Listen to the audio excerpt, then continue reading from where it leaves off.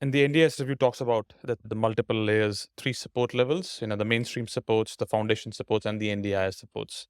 And then the critical layer, the mid layer, and the assumption here is the foundation support will supplement a lot of funding, which would be delivered through multiple state and territory governments.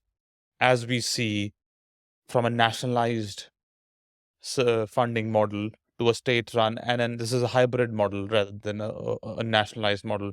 A part of the NDS support is a nationalized, foundation supports is a state based, and the mainstream majority of them are state based.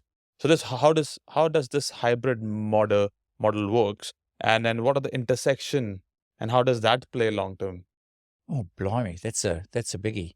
I think the hybrid model has great potential, and I think it actually may have been what the original intent of the NDIS was supposed to be, that we would have a system where we would have a Commonwealth-run system, Mm-hmm. but then we would have the states and territories being partners in the system Mm-hmm. to be able to provide supports to people who were not necessarily eligible for the NDIS itself.